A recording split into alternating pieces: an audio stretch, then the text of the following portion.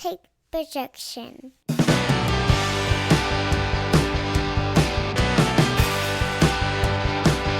It's Wednesday morning, and you know what that means. It's time for another episode of the Alabama Slam podcast. I'm your host, Corey Hanna. What's going on, guys? It's Patrick Akers. And as usual, we have a ton of stuff to cover this week, so we might get in some quick hitters on some stuff, and we'll try to spend a little more time on the things that we've talked about a lot lately. But let's get right into Summerslam first, because that'll be the biggest thing we talk about this week. So they started off hot with Ricochet and Logan Paul. Cheating ass Logan Paul wins using the brass knuckles. Good show, though. Good way to start the show. It was good. These two guys had really good chemistry. We bet on Brock Lesnar and Cody starting the show. Turns out we should have realized that Logan's brother Jake had a huge fight against Nate Diaz that day, and so that's why he started off the show. Yeah, man. I mean, Logan Paul is something else inside the ring. Like we talked about last week, the dude is a natural. He just gets wrestling. And I have to say, I've watched a lot of wrestling in my life. I don't know if I've seen a more convincing brass knuckle shot than the one Logan threw. Looked like he clocked him. Looked for real. And I was like, oh, damn. So that was a nice touch, believable. Like you said, he's the heel, so he cheats to win. You got to wonder if this is the end of Ricochet and Logan Paul, or where they stretch this thing going forward. It kind of makes me think that this isn't the end, just based off the finish of the match. Yeah. So it would be cool to see these guys, tangle inside the squared circle one more time. And Ricochet, it puts him in a big spot too, because a lot of people, if you were just a fan of Logan and not necessarily a wrestling fan, that's probably the first time you've seen Ricochet. And like we've talked about before, just the body control on that guy, the athleticism, the ability to do a 630. I mean, there aren't many people who can do that. Yeah. I didn't realize Ricochet is getting on up there a little bit in age. I thought he was still a young dude. Dude, you can find clips of him wrestling in PWG on the internet where he looks like a string bean at like 23 years old. Just no muscle whatsoever. And then you can also find videos of him doing a double moonsault, which is just... That's fucking insane. Wild. I mean, just wild. I think he was talking on an interview. He was like, I haven't pulled that out in a while, and I don't think I could do it now, because that's a special level of athleticism. Yeah. Double moonsault. Yeah. Yeah. Well, like I said, we'll have to do mostly quick hitters on a lot of this stuff. A lot of Samantha Irvin, by the way, real quick. Yeah. Do they bring her? If she can talk and can be able to cut a promo, I'm not so sure that I wouldn't pair her up with Ricochet and make her a full on-screen character. I know she's fantastic as a ring announcer, but like we talked about, the one thing Ricochet is missing is a mouthpiece. And if she has any kind of charisma and can cut a promo, I mean, them as a heel couple, I mean, that would work. Shot. It would give Ricochet something to do. Yeah, true. So this may be a hot take for some folks. Next up, Cody versus Brock. So my notes say mostly boring. Cody wins. Not sure how I feel about the handshake.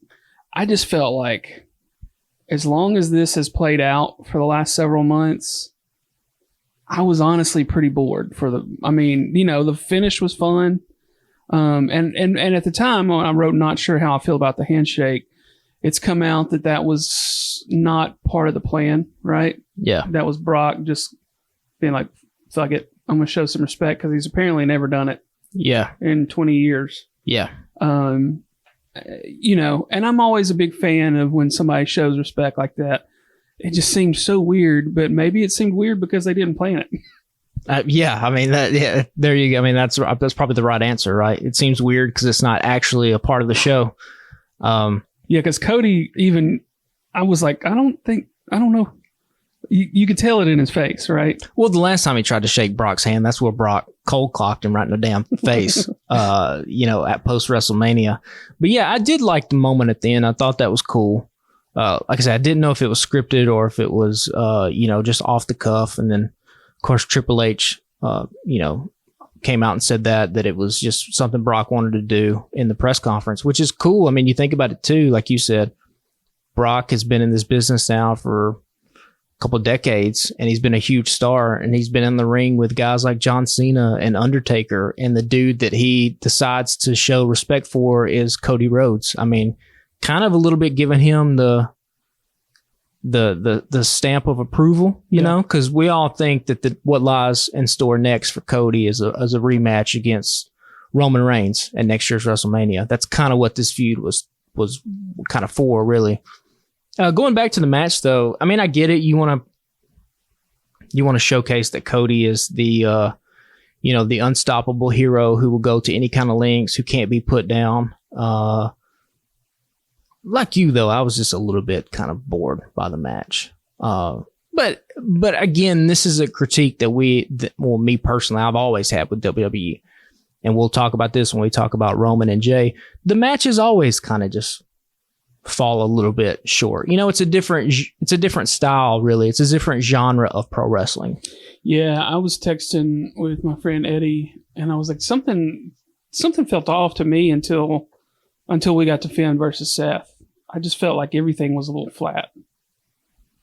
I mean, the Ricochet Logan Paul started out hot, but I felt like everything was just kind of middle of the road until we got later in the card. It's always weird, too, with those stadium shows to gauge how much crowd interaction there is because a lot of the sound escapes. I mean, the crowd did seem really hyped for Cody Rhodes' entrance the way that they always do.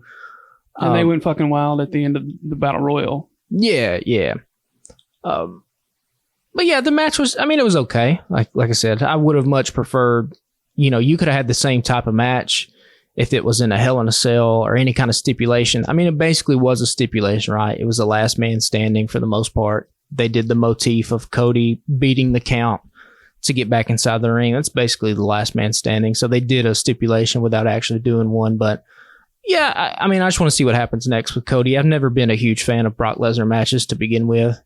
It was cool when he squashed John Cena and took Cena to Suplex City, but they've all just kind of Brock's been playing the hits now for a little bit. So yeah, we can get into future Cody stuff a little bit. We can get into Monday Night Raw, but so next up was the Battle Royal. Just an excuse really to get LA Knight on the card, and it worked. I mean, crowd went wild.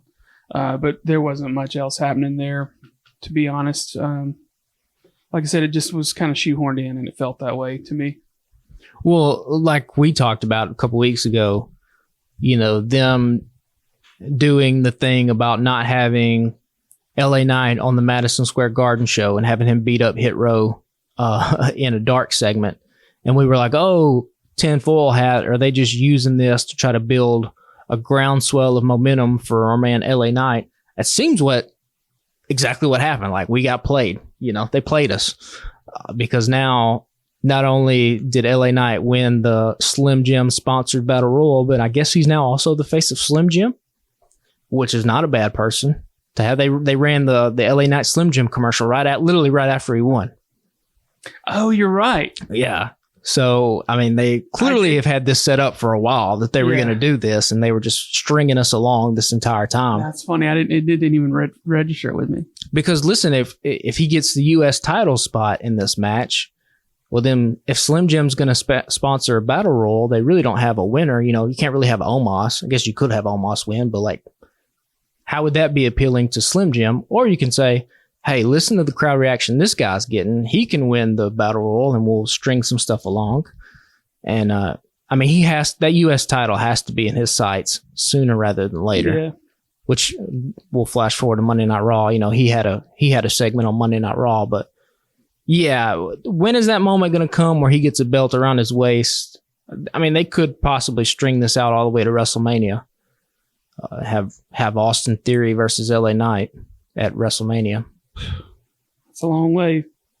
I mean, a lot of these stories still have a long way to go to reach their conclusion. So, speaking of boring, Ronda versus Shayna ended the way we figured it would. But I checked out within about 30, 40 seconds of this match starting. Yeah. I'm not even going to put any blame on the women here. They were in a bad spot. Yeah. Just don't have them on this card. Now, one of the theories that I've read online is the reason they had it on the card is because potentially Ronda Rousey's deal was coming up or already up. And so you got to have her put over Shayna before she walks out the door and, just miss timing, I guess. But yeah, this thing was dead in the water. It never had a shot. I mean, first of all, they tried to spice it up, make it an MMA rules match. That's when they lost me, though, because I don't give a shit about MMA. Well, so there's that aspect that a lot of fans will have, but also like if you are an MMA fan out there, what they did Saturday night looks nothing like an actual MMA fight. We have now seen so much MMA, we know how that looks. And we know what punches look like when they're thrown at full speed. And we know how head kicks look. And we also know that in MMA, if you knock somebody down, you don't just walk away, which I kind of got lost in. Like, there were several moments where Ronda knocked Shayna down and the ref got involved and nobody pounced on top of anybody and tried to finish the fight. So, yeah, I mean, the two of them did as about as good of a job as you could ask for them, I guess. They just got a raw deal. I will say that it's cool now that Shayna has got her win over Ronda, what they do with her next. Yeah, they had her on Raw Monday night. Her eyes all fucked up. Well, I mean, yeah, even when you're sparring, I mean, you might catch a stray every now and then, you know what I mean? Catch one, but her face wasn't all bloodied up. It'll be interesting to see. Yeah, I don't know. And this is where it was weird for me. Was I was really looking forward to Drew McIntyre versus Gunther. And this one didn't do anything for me. And I hated it that it didn't do anything for me. Well, they were trying to live up to Gunther versus Sheamus, Clash of the Castle. They're trying to live up to their WrestleMania 3-way match that Gunther, Sheamus, and McIntyre had, which if I remember correctly, I think you and I both thought was really, really good. Mm-hmm. So, there's only so many times you can go back to the well and have stuff be fresh and be new. I will say, and we'll talk a little bit about this when we get to the main event between Roman and Jay, there's a big disparity in the way that the two biggest heels in WWE are being booked right now, where Roman Reigns, I can't even tell you the last time he won a match without having somebody interfere, which I'll leave it at that and we'll talk about that later. Meanwhile, Gunther is a heel. Drew McIntyre is a huge star in that company, and our man Gunther just beat him clean in the middle of the ring. I mean, again, when you talk about how champions are presented, at least in kayfabe, is there a better wrestler in WWE right now than Gunther? I mean, it's hard to argue. I mean, and you want to talk about prestige of the championship. Like, yeah, Roman has had it a very long time. But again, Gunther... He also doesn't wrestle anymore than maybe once every couple months at this point. And right? Gunther is on there pretty much every month defending that title in some capacity. Well, and he's on fucking Monday nights half the time, now. Yeah, and you want to talk about, how did Roman... Friday night. How did Roman beat Drew McIntyre? Well, that was Solo Sikoa's debut. How did Gunther beat Drew McIntyre? He straight up just lariated, gave him a lariat and powerbombed his ass in the middle of the ring. 1, 2, 3. Yeah. So, again, in kayfabe, there's certainly a guy in Gunther that is at the top of the food chain. My question would be, what do you do with Gunther now? Because he's going to break Honky Tonk Man's record. He's 3 months away, something like that. Yeah, I don't think he's that far away. Oh, is he not anymore? I don't think so. I was thinking it was closer to like a month and a half. Okay. I could be wrong. And we both could be wrong. My thinking is,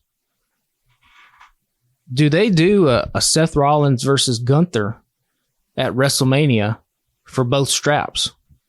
There's precedent for it. Not too many SummerSlams ago, they did Seth Rollins versus John Cena when Cena was the U.S. champ, and Seth Rollins had a little double champ run there for a little bit as a heel. And if you want to make Gunther a main event star, at this point, you can't convince me that anybody's going to beat him. Like, his downfall, similar to a Roman, has to come from within his own group. And I think I would just be wildly entertained by Seth Rollins versus Gunther at WrestleMania for both titles. And our man Gunther walk out of Philly with the World Heavyweight Championship and the Intercontinental Championship. Yeah. Could be. I We can touch on that when we touch on Monday Night Raw stuff. Yeah, I don't know. That's a good question. I mean, I hadn't really even considered that, so that's interesting. Let's go ahead and because I've got notes, a few more notes on the next 3 matches. Finn versus Seth.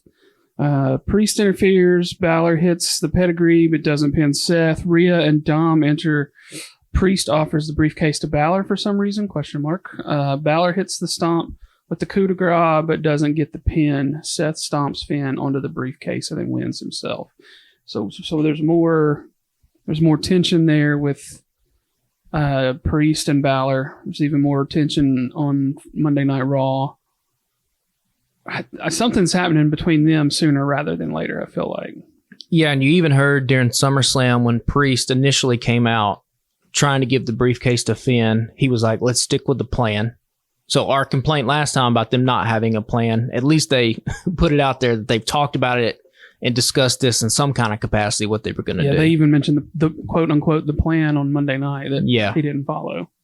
So, really great match between Seth and Finn. Yeah. Just to kind of go back 7 years ago, it's going to be kind of a, as people talk about Finn Balor's career 10, 20 years from now, it's going to be interesting to play the game. What would have happened if he never got hurt at SummerSlam 7 years ago? Because, I mean, the dude was as hot as any babyface could be, really, with the Demon Finn. And then he gets hurt and, happens so many times, unfortunately, in wrestling, the moment can kind of just pass you by and it can kind of go to another person. And that's kind of what his heel turn was about, really.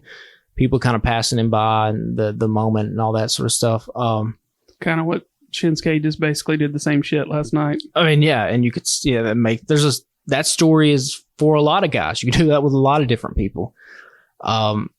We'll see what happens with the Judgment Day.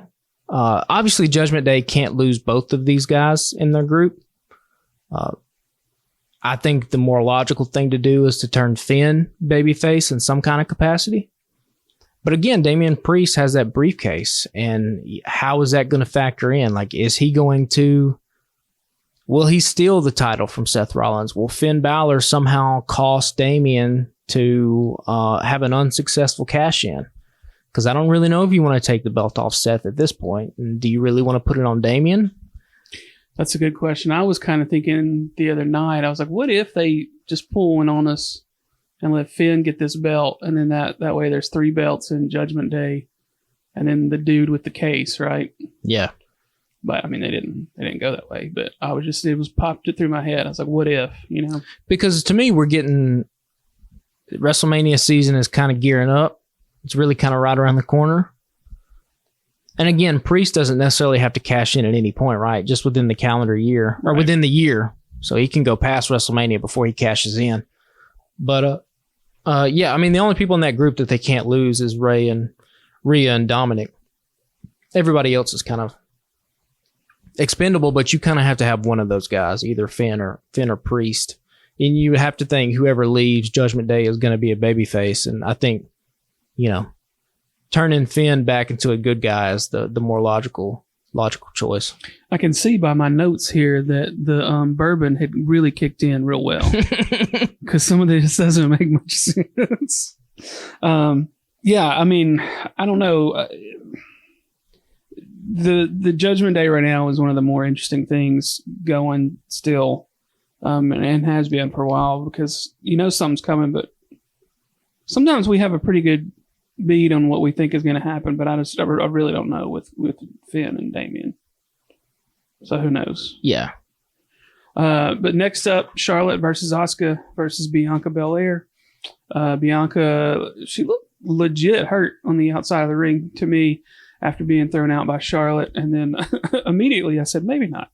Bianca runs back to the ring, top rope, 450 splash. Charlotte had Bianca in the figure 8. Asuka hit Charlotte with the miss. Bianca rolled up Asuka to get the win. And then Io Sky comes out with the briefcase. She cashes in and pins Bianca. Were you shocked by that? No, I wasn't shocked. It was cool to see. I mean, if you rank moments of SummerSlam, Io Sky's cash in is kind of up there. It's cool that it happens on the anniversary that they all debuted on the main roster, so that's cool. Kind of a full circle story there.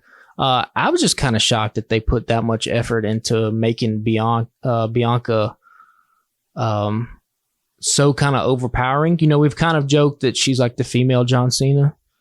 And I mean, damn, the girl has a knee injury, comes back, one leg, hits a 450, gets the roll up.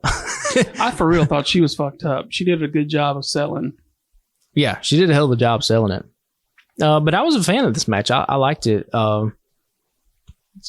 still think they could probably be doing more with Asuka. I'm at least glad that they gave her the mist, because that's a really cool visual. Yeah. But now, like, do you do a fatal 4-way with the women's title? Like, what comes next? That's always the question. But for Io, it's really cool. Now it's going to be, does she defend it against Bayley, or what happens when Dakota Guy comes back and is not injured? So, I don't know. Like I said, good wrestling match. I don't think it was as good as Finn and Seth, but this was also one of the 4 main events of SummerSlam, which, if I'm just picking nits here, listen, there's only one main event, okay? And it's the thing that goes on last. That's how main event has always been defined, literally in anything. It's what goes on last. I don't care. You can say you have 4 main events. You don't. You got one. Yeah, because that was the first I heard of it. It's like the show was starting. They're like, one of 4 main events. I was like, what the fuck is it? Where did that come from? Yeah, you don't. The main event is the thing that goes on last. Yeah, main event start about 10:15, probably 10:30. Yeah. I was like, that's the main event. Yeah, I didn't know where that came from. There are little things like that in wrestling that annoy me. There's the main event thing, and then there's also the belt versus title. And I know we're getting in the weeds here, but like, the physical thing that wrestlers come out with is a belt. Okay, it is not a title. The belt is symbolic of the title that you have as champion. But the thing you're holding is a belt. Okay? You are trying to go after the belt. Anyway, that's a weird little nuance thing. But yeah. But Vince never liked the term belts. It's like, God damn it, it's not a belt. Well, it's a title. Well, no, it actually is a belt. It's a belt. Yeah. You are holding a belt, and you have the title of champion. Yeah. Strap, call it whatever you want. It's fucking belts. Anyway. Yeah. So main event, last match of the night was Jay versus Roman. A lot of shit goes down. Solo brings his punk ass out as Jay is beating Roman in the crowd. And then in capital letters, I have "Damn it, Jimmy," and then Roman wins. It was basically a 3-on-1. So Jay didn't stand a chance. He didn't really stand a chance with just Roman and Solo, but then Jimmy comes out. So here's what's pissing me off. If we're picking nits, there was no setup for Jimmy turning on Jay. Or did I miss a bunch of shit, right? There was a little bit. There was a lot of like Paul Heyman in his promos being like, Jimmy, if you're listening, the guy that put you in that position is Jay because of his actions and blah, blah, blah. I mean, they tried to do it like that. Listen, I get a lot of the frustration that one half of the fan base has, which is basically kind of what we alluded to earlier. Roman, he wins all his matches the exact same way. Somebody interferes on his behalf. He never beats anybody clean, and people will be like, oh, he's a heel. He's not supposed to beat people clean. Well, he's also not supposed to have people interfere in his behalf all the time. Like, he can be a heel by like doing things, grabbing the tights, grabbing the ropes, low blowing somebody when the referee's back turned. But literally every single match is here comes somebody interfering and he wins. That's how he beat Cody. That's how he beats Drew McIntyre. That's how he beat Jay. So it's a little bit repetitive, but like I said, I'm not watching this Bloodline story to be blown away by 5-star matches. Right. I'm watching it to be blown away. See what happens in the last 4 minutes of the match. Yeah, I'm watching it to be blown away by the storytelling and these guys' acting ability and their chemistry they have all together. So, I mean, that's really what the meat of this thing is here. It looks as if they are gearing up to do a fatal 4-way at Survivor Series, like we kind of talked about. Because even though Jimmy super kicked Jay, he never looked at Roman. And Roman was completely confused, had no idea Jimmy was going to show up. And then Solo, of course, is the unhinged kind of guy. Him and Roman had that stare down at SummerSlam. So it's gearing up to do a little 4-way dance here to see who can really call themselves the tribal chief and the undisputed universal champion. Another nit that I had, wasn't it explicitly mentioned that tribal combat was supposed to be one-on-one and nobody else was supposed to interfere? Yeah, I saw something about that too. Somebody else was like, they just basically ignored the rules of tribal combat. And again, that could be because, like we had talked about last week, potentially having the elders come down. Maybe this is how they get to the elders coming down and being like, you guys disgraced tribal combat. So now here's what we're going to do. Every man for himself for the true title of tribal chief. I mean, you could spin it a million different ways. The thing I want to bring up too is that, like, the problem with people having really long winning streaks and you constantly referring to it on TV like what Roman has is that you then can't do swerves.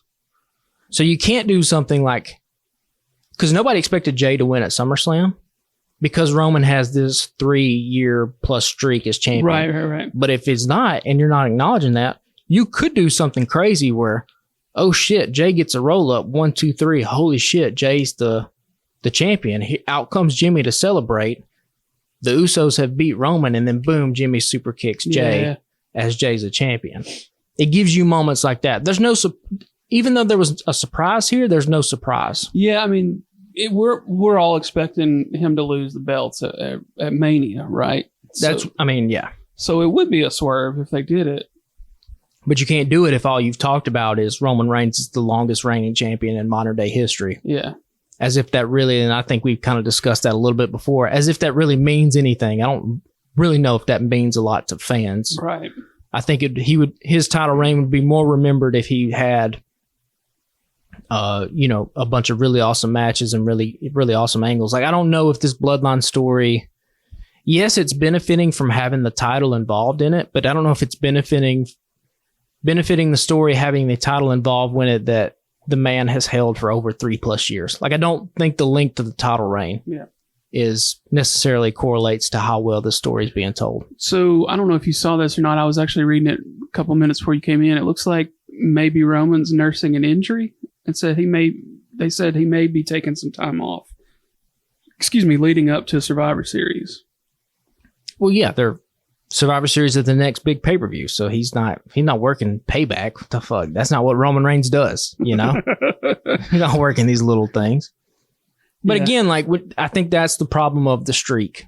When you have a streak like that, you can't do something crazy where you have Jey Uso have an upset of the century and beat Roman Reigns at SummerSlam. Because then, if you did that way, you could easily just have Roman win it back at Survivor Series. Well, I was going to say, and if you were going to do it, it would be SummerSlam, right? Because that's like essentially the next biggest pay-per-view. Yeah, and you leave people with the, like, how much different would this podcast be and our tone about this pay-per-view if fucking Jey Uso was the world champion right now, but had just been betrayed by his brother, who, by the way, in their 10+ year career of WWE, they've never feuded with each other. Yeah. But now one of them has a title, and Roman Reigns is still lingering out there because, he got caught, but he was still a champion, and he gets his rematch and all this kind of shit. You could always play it back that way, but. Well, let's switch to Raw for a few minutes. We're almost already at the halfway point. We still got to get to some AEW stuff. So Cody starts off last night, and then Seth interrupts him. Then Judgment Day minus Finn comes out, and Finn jumps Seth from behind, and all hell breaks loose. Sami Zayn comes out to help, and then Cody, Seth, and Sami challenge Judgment Day to a trios match in the main event. And then JD McDonough, he was the guy we were trying to pull last week that Finn has been talking to backstage with Judgment Day. And so him and Finn are talking, blah, blah, blah. And then a few minutes later, JD jumps Sami backstage to cover up like a real injury. Like he's got bursitis, right? Yeah. Because fans started noticing there was pictures circulating, like, what the fuck is going on with his elbow? And they're like, oh, that's Cena elbow. Yeah. So he's got that fluid sac on his arm. So him and Kevin Owens are both nursing injuries. Yeah. So how long can they get away with that before they do something with those titles, right? They didn't address it last night. Yeah, they'll probably try to play it off as much as they can. Yeah. So then Shinsuke steps in and says he'll help Seth and Cody. So then he kind of gives a look to the camera, and you're like, okay, well, Shinsuke's going to turn on him, right? Yeah. Just threw the hat in the air on that one, threw the bat signal up. Yeah. If you don't know what I mean by threw the hat in the air, you haven't been on the internet in the last few days. So yeah, then that was an interesting main event last night, right? Seth and Cody and Shinsuke get the win. Seth and Cody kind of, I don't want to say hug it out, but they have their moment, right? Yeah. And then Shinsuke turns on Seth to end the show. Which, once again, in kayfabe, if you are a wrestler who is just kind of in the middle of the card and you don't really have anything to do, all you have to do to get a title shot is just sneak attack the champion. And then you immediately become the number one contender. That's wrestling 101. Okay, if all these wrestlers took the same advice as Kevin Owens and actually watched the product, that's all you got to do. Whoever's the champion, you want a title shot, turn on them, sneak up behind them, hit them in the back of the head. Boom. You're going to get a title shot next pay-per-view. Yeah, because I started when Seth comes out while Cody's doing his promo, I was like, okay, we're going to run this back. Yeah. And then when Shinsuke gives that look to the camera after he says he'll help him, I was like, okay, well, this is how the show's ending. And then that's how the show ended. I was like, okay, so we're going to run Shinsuke versus Seth. And then we got to figure out something else for Cody coming up, right? Yeah, which again, that's a big question for Cody. What does he do now until presumably Royal Rumble? I mean, we kind of predicted everything would kick back up between him and Roman. What if we're all wrong and they have no plans to do Cody versus Roman 2 at WrestleMania next year? It'd be wild to me if we didn't get there. You know, all signs are pointing to that. Yeah, I don't know, man. I mean, you don't give a dude a fucking 2-hour documentary on the Peacock if you don't have plans to make him the next dude who's going to lead the company. Yeah, if he ain't the guy. Yeah. So, but I like Seth Rollins and Shinsuke will be good. Just in-ring wise, it would have been better if it happened a decade ago. You know, Shinsuke's up there in age, but should still be entertaining. Yeah. We touched on more tension with the Judgment Day backstage. The only other thing I have from last night of note, Chad Gable wins the 4-way versus Ciampa, Ricochet, and Matt Riddle. So he gets a shot at Gunther. Which we all saw coming. Yeah. Should be a really good match. Crowd was nuts for Gable in his home state last night. He got the victory lap with his son. That was cute. Yeah, that's cool. But yeah, man, they were loving some Gable last night. And that was a fun match, just for what it's worth. I mean, Gable showed out in the Battle Royal at SummerSlam. We talked about LA Knight, but he was one of the highlights too. Yeah. Rolling around, giving people Germans, and the crowd was into him too. Like he's got a little momentum building here. Yeah. So last thing, The Miz was in the ring yelling about everybody paying attention to LA Knight. So of course, LA Knight's music pops. He walks out, crowd's fucking nuts. And then looks like they're going to have a match with The Miz and LA Knight soon. Did you see that? I didn't see it. Okay, I read the result. I didn't know if you saw it. Yeah, it was good. Good stuff.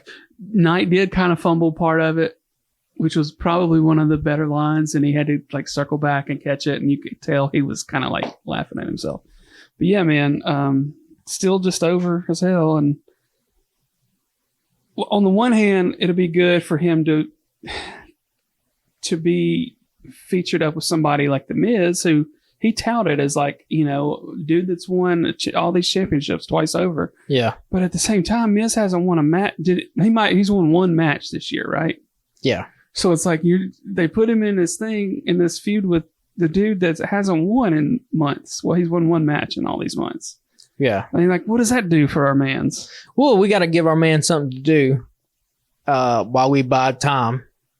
And The Miz is the perfect kind of dude that he can feud with right now because Miz doesn't need a win. So our guy LA Knight can beat him. And circling back around to The Miz. They can just cut promos on each other. And cut promos. It'll be entertaining as hell. Here's a team up I didn't know that I needed. The Miz and Grayson Waller as a tag team just makes way too much sense to not do. Their little moment that they had at SummerSlam where they hit the double team move and then just kind of looked at each other. I was like, oh, okay. Yeah, that's a perfect tag team. That's perfect for Grayson Waller. You think they're setting something up? I mean, it's too obvious. It's too right there for you not to be, you know? So I don't know where they do that. I don't know if they do that. I don't know if that was just a fun little like, hey, the Miz has been one of our top heels for a long time, and here's a young dude who kind of has the same sort of shtick, and, you know, we're going to recreate a little bit of the Spider-Man meme of everybody pointing at each other because they're kind of carbon copies of each other. That could be all that it is, but the Awesome Effect sounds like a really good tag team. You know, I mean, it's right there. Put it on a t-shirt. Yeah. We'll see if they do it or not. But yeah, LA Knight, I mean, consistently is over as hell. Let's wrap up WWE with that and move back to last Wednesday to AEW Dynamite. There's a bunch of stuff I want to just quick hit on between that and one little thing from Rampage and then Collision. Just we can talk 15 seconds literally. Jericho and Takeshita get the win over Garcia and Guevara thanks to Callis hitting Garcia with Floyd. So looks like we get the big conversation between the JAS this week. I think it's probably over, right? It's got to be. Yeah. It's got to be, yeah. Yeah. They had a run. Yeah. I mean, it's been fine. They had some moments, you know. But I think at this point, we're all ready for Daniel Garcia to do his own thing. And I've come around to Sammy Guevara a little more since All Access. Like, just let them be free. Right. If anything that we got out of the JAS is the best thing is Danny Garcia, the sports entertainer. Yeah. His fucking hip thrust that he did Wednesday night and then stepped over Jericho and continued to do it. I mean, my God, how fantastic is that? Again, we talk about it all the time. It's such a stupid, simple thing. But in wrestling, if you treat stupid, simple things really, really seriously, they get over. I mean, this hat. I like Jericho, and Jericho is the master of that, right? Go back through his career. The dumb things like the list that he has just gotten over and become crazy popular. That's his bread and butter. And so if anything out of the JAS, that's the best thing that we got. I'll still put, I like this hat as one of the top JAS things. So I want to hear your take on this. Jungle Boy and Jerry Lynn are having their segment, and Jerry Lynn's like, no, I'm too old for this shit, but I've got some help. So he calls out Rob Van Dam. And Van Dam was like one of those dudes I don't know anything about because he was in the period when I didn't watch, and he's not somebody that I've like sought out to go back and rewatch. Like I sought out going back to watch Stone Cold and The Rock and people like that. So what are your thoughts on Van Dam showing up for I guess they're going to have an FTW match, right? Him and old Jack Perry. Listen, I love Rob Van Dam, particularly ECW Rob Van Dam. If you have never watched those RVD Jerry Lynn matches from the mid-90s, I can't remember exactly when the year was. I mean, talk about two dudes who were blazing a trail for modern-day wrestling and in the modern-day wrestling style. RVD still looks like he's in great shape, which is wild. He's got to be in his 50s. But I guess that's what, stretching and smoking weed will do for you, having no stress. RVD is also a guy who probably shouldn't have been as big a star in WWE as what he was. But similar to a Jeff Hardy, like he just kind of had a natural sort of charisma about him that the crowd just ate up. And no matter how hard WWE tried to like steer the crowd in a different direction, like they just wanted to fucking cheer for RVD. And of course, if you ask my opinion, what's the greatest WWE pay-per-view of the last 20 years, the ECW One Night Stand is right up there for me. And of course, that was headlined by RVD versus John Cena.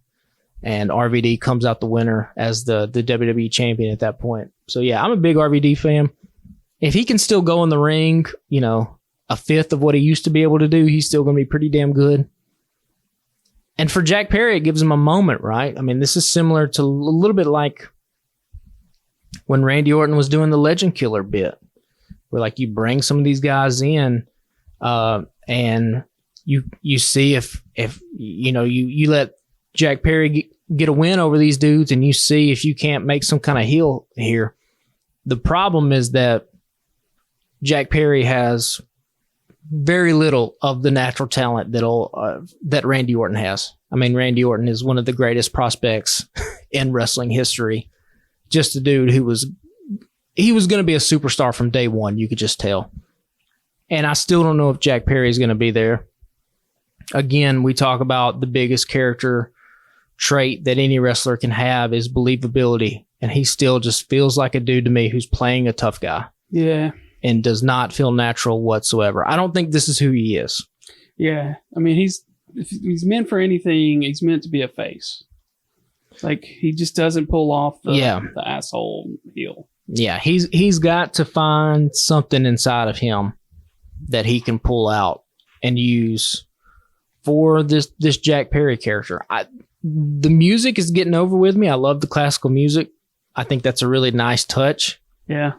I mean, you have so much like rock music and dance music, EDM type stuff. To have a classical immediately just sets you apart. But the problem is like there's not a lot past that. Yeah. So we'll see. And of course, Hook is probably going to play into this story at some point. You have to think he returns. True. So next up, we don't really have to say anything about it. I just, for the fact of how entertaining it was, the Anything Goes match with Trent, Mox, and Penta, and then capital letters, I have pure entertainment. Trent wins, then Mox chokes him out. Claudio, Yuta, Chuck, and Orange fight on their way to the ring. Chuck grabs the mic and says the match didn't settle anything, and that he's challenging Mox and Claudio to a parking lot fight at Rampage, which that was a reason to watch Rampage. Best friends versus Mox and Claudio parking lot fight was fun as hell. Yeah, I mean, I really have nothing more to say than that was fucking pure entertainment. And just give me shit like that sometimes on a Wednesday. It doesn't have to be a story or all the time to satisfy me. Just give me some entertainment, right?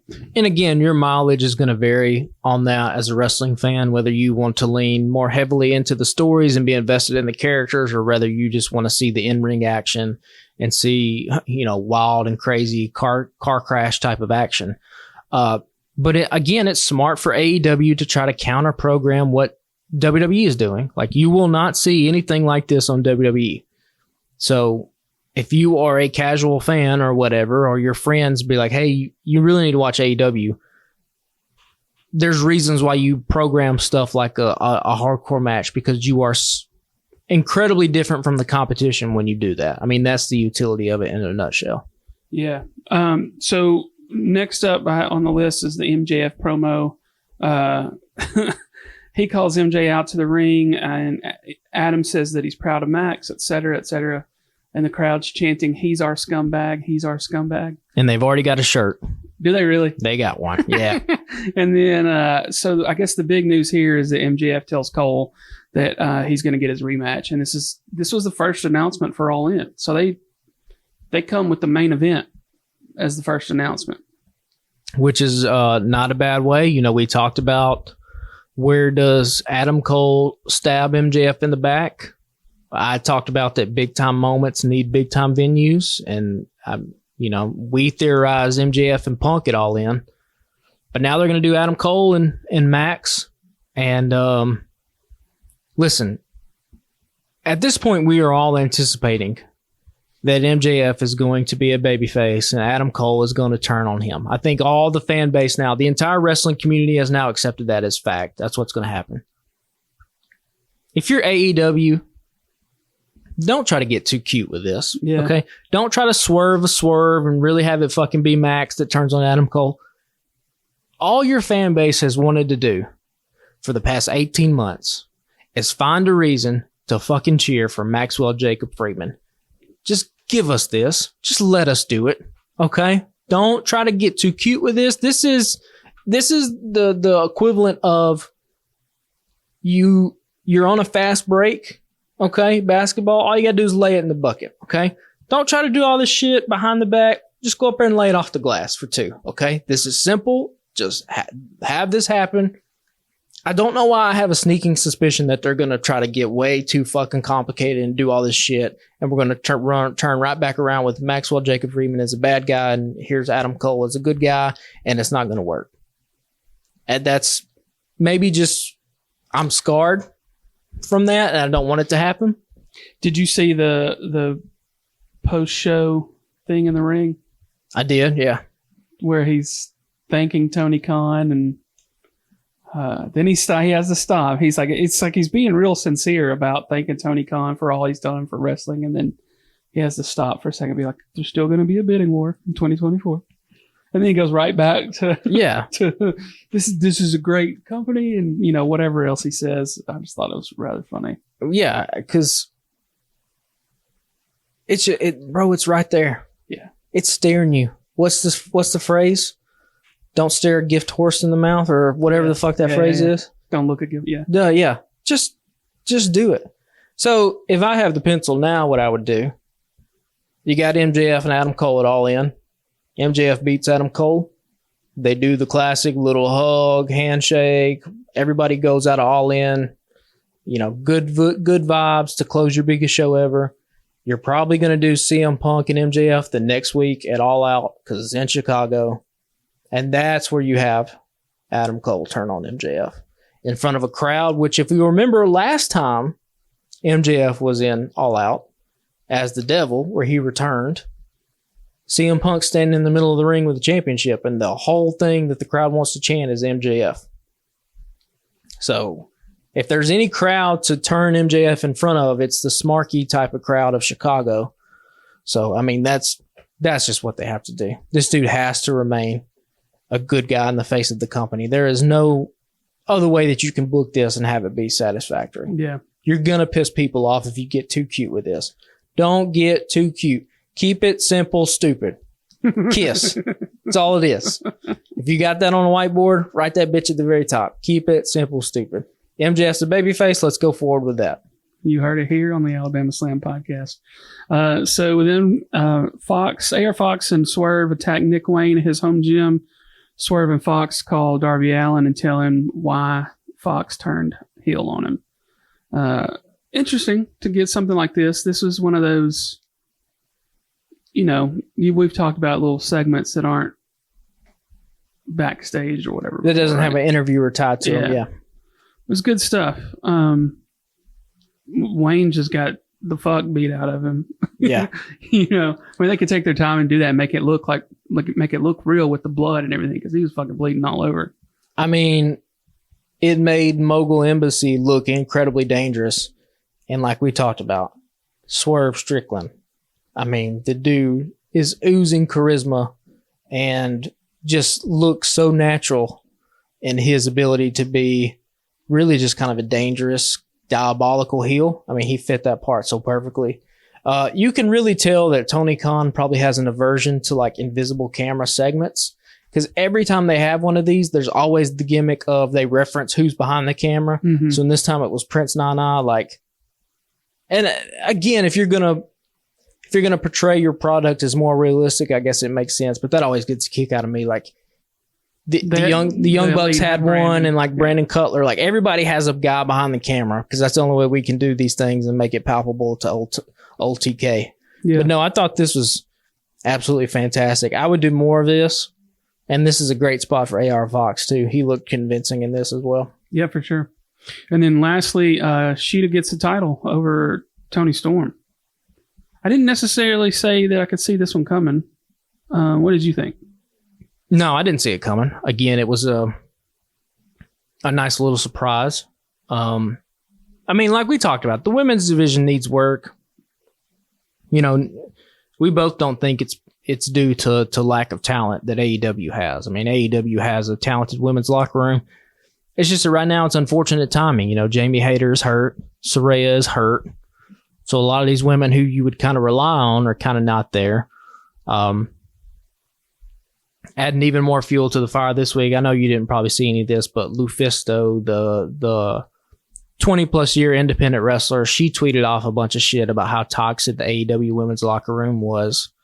It I was saw some of those. Yeah. It was so bad that MJF had to break character on Twitter, which he never does, to be like, hey, you don't listen to these people. We have a great women's locker room, which is, I guess now he's not breaking character because he's essentially a good guy, but like, so it's just one fire after the other when it comes to the women's division in AEW. But maybe with Sheeta now having the title, this is kind of a reset. It's a new start. I feel like, though, we say that every time there's a new women's champion. We talk about refreshing and restarting. It seems, Well, it'd be good for Sheeta because when she was a champ before, she was a champ to empty arenas or empty Jacksonville Arena. You know, Daly's place. Yeah. So yeah, I think that'd be good for her. Get some good. I mean, it was TV time before, but she gets the crowd reactions. She gets the crowd reaction now, and you have time now to build her up as a babyface champion. It just kind of sucks because we're so close to All In. And it kind of makes me think that them pulling the trigger on Sheeta probably means that Jamie Hayter's not going to be back in enough time. I read the other day that Hayter's out for a hot minute. Yeah. So, they were probably holding out hope that she would be ready to go by August 27th because Hayter versus Tony Storm in Hayter's backyard is too good of a moment to pass up. Yeah. But, if you get word from, her and the medical team, hey, she's not ready yet, then, it makes sense. Go ahead and pull the trigger on this. Let's try to build Sheeta up to have a match here in a month and see if we can't elevate the women's title to a place where at least people are interested to see what happens next. Yeah. Well, let's switch gears to Collision. I didn't have this on my notes, but I have to call it out. I texted you and said that I blurt laughed at a certain point. Did you? I missed it. Yeah. So did you see any of Collision? I watched the FTR match at the beginning. That was it. So, they didn't have, there were a couple things that popped up that they didn't have announced. Like they didn't have Jay White announced like on the card or whatever. Cause on our TikTok Saturday, I posted the Juice Robinson thing and I was like, looks like we won't get to see our man on TV tonight. Cause he's not on the card, which I thought was a little unusual, but then they had Jay White, right? So of course, even with Jay White being there, Juice had the cardboard. You got to. Right. And so, at the end of the match, the Guns are out there, Jay and Juice, and Jay goes over to the announce table to do the Guns up, and then you just see the cardboard hand go into frame into the huddle with the rest of it. That's fantastic. I laughed my ass off at that. That was so fucking funny. They kind of have a little bit of conundrum here when it comes to the trios because, or the factions, I guess I should say. House of Black, even though they're presented as heels, massively over with the fans, right? Everyone thinks House of Black is badass and cheers them. Mm-hmm. Same way with Bullet Club Gold. It's not going to take too long for these dudes to start getting massive cheers just for being highly entertaining. And then Andrade, when he gets his old squad back, they're going to be over as hell. People are going to love them. So I don't really know. It's a good problem to have, I guess, that you have so many talented factions that people want to just naturally cheer, especially an AEW crowd because they're just so good at professional wrestling. Right. But it's going to be interesting to see how they book these things. And maybe you don't care. Maybe you go, fuck it. Who gives a shit if House of Black and Bullet Club Gold are both over? Throw them together and split the crowd. It doesn't really matter. AEW's kind of done that quite a bit where they don't really care about the face heel dynamic all that much. But yeah, Bullet Club Gold, man. Fucking Jay White special. Juice is entertaining as hell.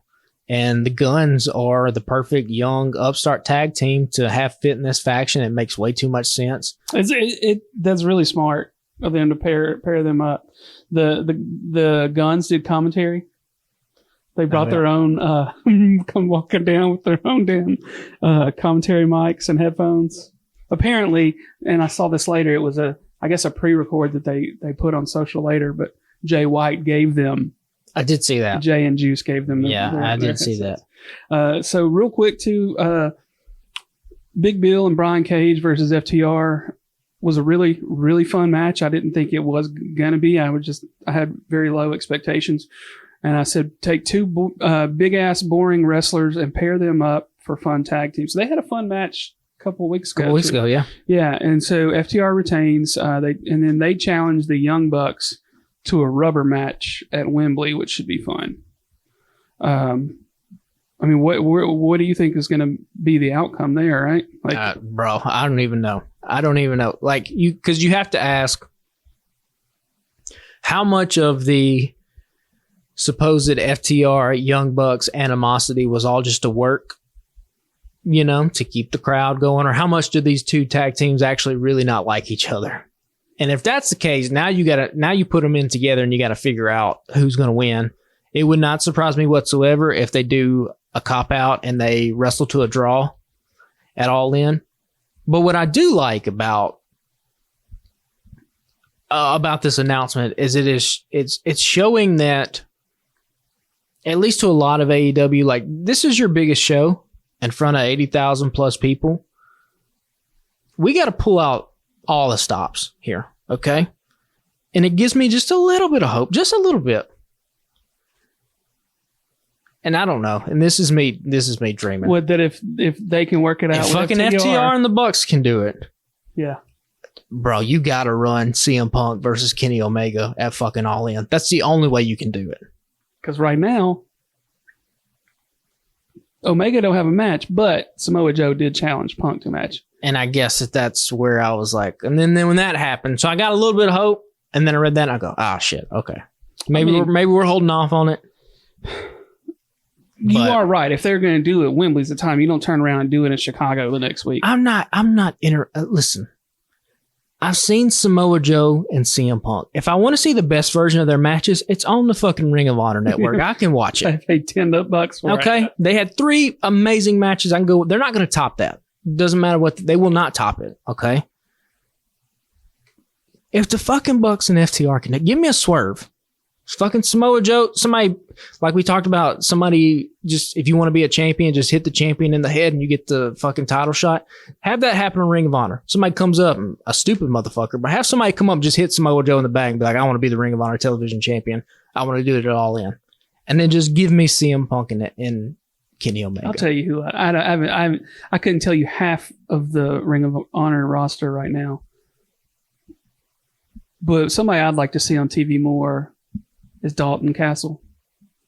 Oh, I do like him quite a bit. Yeah. Well, what I've seen of him when he's been on AEW and some of the social media stuff I've seen, like, put this dude on TV. Yeah, he should be somewhere. You got 4 hours of programming. He should be on there somewhere. Yeah.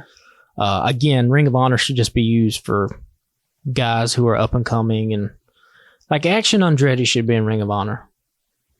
Lee Shoddy Johnson should be in Ring of Honor. I shouldn't be seeing them in a trios match in Collision. Didn't they wrestle in Collision this week? Yeah, they put him with Darius Martin. Yeah, listen, all those guys are talented, but they're young. They should be in Ring of Honor and still have a little bit more polish on them. I don't need to see them on that. But anyway, yeah, I got really hopeful when, because like I told you before we started recording, there was just way too much wrestling this week. I couldn't watch everything. So it took me, between the Cody Rhodes documentary and SummerSlam, fucking that took 2 days. I watched Collision on Sunday, and we were going to watch the Cody documentary Sunday afternoon, but the fucking power went out for like 5 or 6 hours over here. Oh, shit. Okay, yeah. So before we wrap up, remind me, because I want to just hit on the Cody doc just briefly. But so I couldn't watch Collision live, but I did watch the FTR match. And when they announced Young Bucks, I was like, oh shit, are they gonna do? And then of course I read Samoa Joe challenged CM Punk, and I was like, all right, well, Punk didn't accept it. He could come out and be like, hey, we've done that. We did this shit 2 weeks ago. Yeah, I'm not trying to and we did it 15 years ago or however long it was. Yeah. Punk's gonna punk, right? It probably won't happen. So last match, Punk versus Starks. Punk wins after Steamboat catches Starks trying to cheat, and as Punk was trying to exit the ring, Starks pushed Steamboat into Punk and then took Steamboat's belt off of him and beat him with it. So then Punk chases Starks out of the ring. Kind of figured Punk would get the win, right? Since he was the one that had the stipulation about Ricky. Yeah. Steamboat being there. Yeah. Good match. I don't think we need to see Punk and Starks anymore. I don't think we need to see Starks as a heel, but it seems like that ship has sailed. So yeah, there's nothing more heelish than you can do than beat up fucking Ricky the Dragon Steamboat. That's about as heel thing as you can do in wrestling. Yeah. just kind of unfortunate because I think he has a lot of potential as a babyface. The crowd was behind him, and for whatever reason, well, I say for whatever reason, a lot of the dudes in AEW have had this problem where they've had some momentum, and the booking and creative just can't keep up with them, and they end up just kind of floundering around for a little bit. So yeah, it looks like what's happened with Ricky here. We'll see what he goes going forward, but yeah, I would love to be a fly on the wall to fucking hear why we wanted to turn Ricky Starks heel. I don't know. That would just be like, hey, do we want to do this? No, that's a stupid idea. Why would we do that? It's dumb. I would like to see how the voting went in that. I'm sure they didn't vote. I'm sure it was just like, hey, we're gonna make Starks heel. Yeah. So dumb idea, but anyway, I hope it wasn't his idea because it's fucking dumb idea. Whoever it was. Yeah, I mean, you have sometimes, I guess, as a creative and probably as a booker, you got to ask yourself, like, am I just doing this to just like because I don't have anything else for the guy to do, and so fuck it, turn him heel. But like, why would you do that with Ricky Starks, who every time he goes out there, the fans are incredibly behind him? And he even if you go back to his short feud with MJF and his promo, he said, the difference between me and you is when the fans got behind me, I gave them a reason to keep cheering. Yeah, we've had heel Ricky before. Yeah. And the reason he turned babyface was because fucking heel Ricky was awesome and people started cheering him again. Yeah. So I don't know. It's whatever. Stupid. Yeah. So give me what you can without ruining. I mean, we all know the story, I guess. Oh, the Cody doc? Yeah, the Cody doc. Okay. So I teared up probably, I don't know, 15 times during this thing. I'm laughing like I'm probably not going to do the same shit. You will. You 100% will. When he started talking about dads and sons, bro, fathers and sons is such an easy topic to make any grown man cry. Like, especially when you're alone and nobody's watching you, you'll just fucking tear up. And if you say, "Oh, that's not me," yes, it is. Quit lying to yourself. You will do that. Yeah, I don't take much. I thought he came off completely genuine. He came off as likable as hell.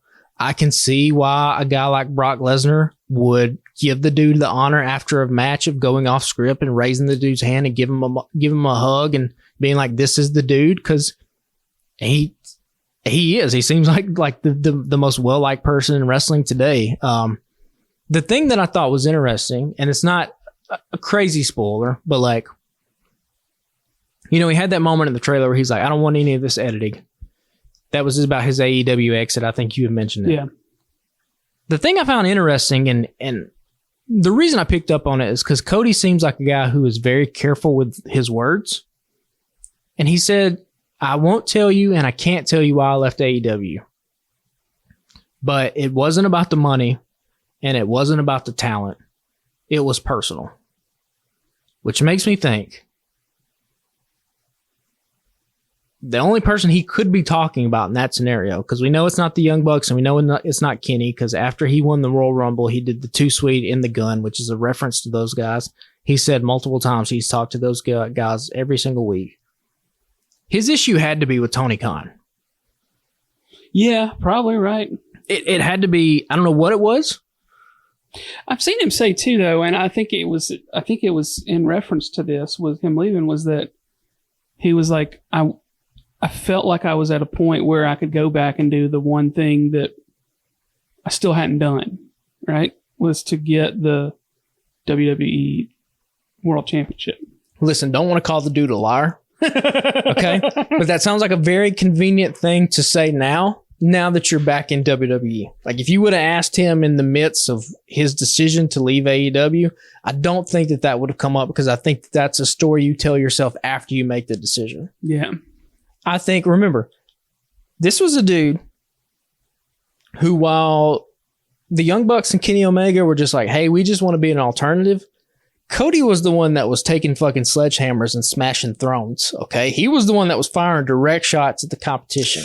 My first, I had seen a little bit of Cody going back and watching some WWE stuff when I first got the WWE app before it was even on Peacock, right? Yeah. I went back because I watched Arrow when Arrow was out and Stephen Amell was on it, right? So I knew. Oh, yeah. I remember reading stories like Stephen Amell is wrestling some dude named Stardust on WWE. Yeah. So I went and watched a few of those, right? So that's what I knew of Cody Rhodes.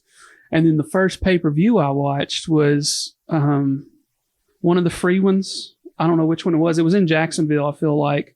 And I think it was the night that Marco Stunt debuted for AEW. This was before the TV deals. Oh, yeah. Right?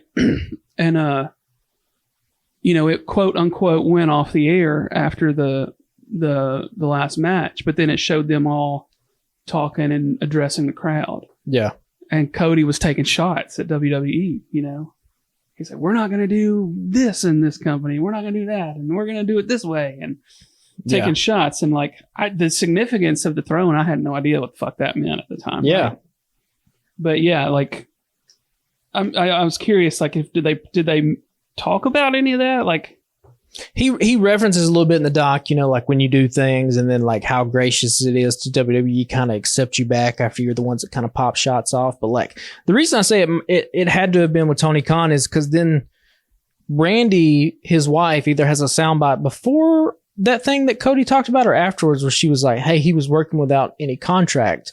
And when you don't have a contract, you're kind of rocking the foundations of people's lives. And she was kind of you could tell her tone was a little bit angry and upset about that. Well, the only dude who can make those calls, right, is the fucking dude who has president, CEO, GM behind his name in Tony Khan. So whatever his issue is, and I don't know if we'll ever hear what it was specifically.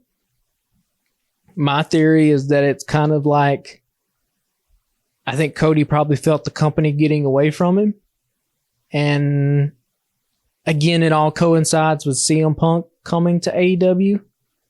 And if you're Cody, who's built up all this work and this reputation to kind of be the star, and then here your boss feels like he needs to go get another star, pay him X amount of dollars, and then let him be the guy when you feel like you could be the guy. I could feel how people could feel a certain type of way, but don't want to call the man a liar. But this idea that they had in the documentary that he wanted to fulfill the one dream and his first dream he always had, that seems like a very convenient thing to tell yourself after you make the decision. After Vince has gotten on a plane to come get you, right?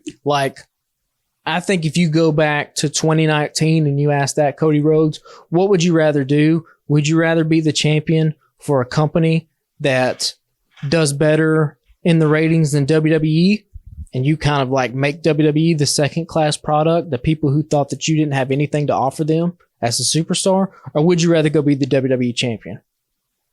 And if he's being honest with himself, and if we're being honest with ourselves, we know that he probably would have much rather been the dude on top of the company that's beating WWE as opposed to the other way around. Yeah. Because again, Dusty made his name in the NWA. It wasn't like Dusty was a WWE guy. The thing about the WWE is Vince brings him over, gives him the polka dots as a fucking rib.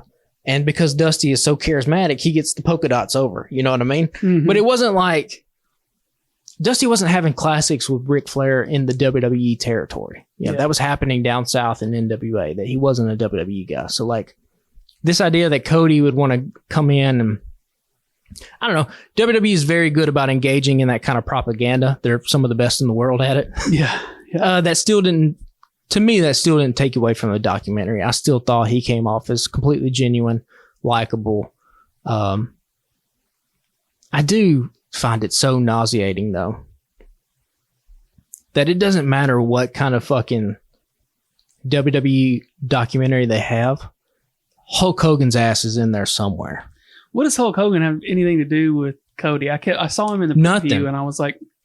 He just talks about how when you make yourself an attraction, you start to leave the pack and the guys can see your taillights because you're so far ahead of them. And it's what are you talking? Are you just in here because you're Hulk Hogan? I guess so. And it makes sense. But you don't have any kind of... Look, WWE knows the reputation that Hulk has now, right? Well, they're trying to... Are they trying to rehab it? They're trying to rehab a little bit, We talk about wrestling rehab. They're going through image rehab with old Hulkster. Well, but hopefully I'll get a chance to see it this weekend. There's no pay-per-views or anything commitment-wise. No, it's good. I mean, it's 2 hours. It's worth its time. They go into they followed him around for a long time. And yeah, like I said, I teared up. I thought he was genuine. And then at the end, I was like, oh, well, this dude's going to win the title at WrestleMania this year, because that's what they are putting this dude on a pedestal to have that happen and be the next guy. And, you know, like I've said before, when it happens, he has made a fan out of me. I'll probably be I'm willing to be manipulated, right? As much as I said, like, Dusty wasn't a WWE guy, when Cody wins the belt in Philly next year and they start doing he has achieved his father's dream, I'm going to be sitting there just fucking boo-hooing with everybody else. So, like, I say all this shit and then I just easily get manipulated. So I'm a willing participant. Yeah. Well, I guess that's about it. I want to wrap up and say that happy anniversary to me, as my 5-year wrestling anniversary was this weekend. Facebook memories popped up 5 years ago, Saturday, I think. Maybe it was Friday. There was a picture of me beside a wrestling ring inside a gym in someone's backyard in Tuscumbia, Alabama. Dude was trying to get a wrestling promotion off the ground. Just wanted to do some TV stuff and not like live shows. And I got hired to run a camera. Ran a camera for 2 days over there. Shot a ton of matches. And then got in the car to come home and was listening to one of my favorite podcasts, the Will Red podcast. And those guys were talking about when they were young and into wrestling and, you know, Stone Cold and The Rock and all that Attitude Era stuff. And I was like, oh, this shit sounds really fun. And so I looked up a couple of matches. The first one I watched was on YouTube. It was a Ric Flair versus Ricky the Dragon Steamboat match. And what's crazy, so that's your first experience with wrestling ever, 5 years ago? No. Oh, okay. Like, I watched it when as I was a kid. Okay. I'm about to say, you're from the South. There's no way you escaped childhood without watching pro wrestling. Yeah. So we've talked about this, being like in the Hulk and Ultimate Warrior and stuff. And Iron Sheik. But yeah, so like I asked the people like what were some of their favorite matches, and I was like, fucking, I'm gonna have to spend money for the WWE app because there was nothing. You can't really watch full matches on YouTube. I was able to find that Ric Flair Steamboat match. I mean, WWE owns pretty much all of pro wrestling history. Right. So I started paying for WWE app, and then I started watching SmackDown and Raw, and then the rest was history. And 5 years later, here you are hosting a damn podcast. It's crazy how it works. Yeah, it's fun though. Had a lot of fun. But yeah, happy anniversary to me. Roll Tide. We left the cake. Sorry. We didn't get one. I guess that's it, man, unless there's anything else you want to hit on. Nope, I think that's it. The next big thing will be All In end of this month. Yeah, and then turn around a week later and spend another $50. Yeah. They got to give us a break on those. You think they'll... Well, I saw a soundbite, a headline today where Tony Khan would like all of the AEW library to be on HBO Max. Or not I guess it's just Max now. They took the HBO out, but... We'll announce that shit between now and the end of August. Although they've already announced like cable companies are in their like memos or whatever, they're fucking charging $50, so it's happening. It's going to be at noon too, which would be kind of different. That's cool. Yeah, that'd be cool. I won't care if it runs 7 hours. Yeah. Well, that's it for us, man. Y'all check us out on Instagram, Twitter, and TikTok at Alabama Slam Pod. You can just search Alabama Slam Podcast on Facebook and find us there. And we've got a network of other podcasters and friends at thealabamatake.com.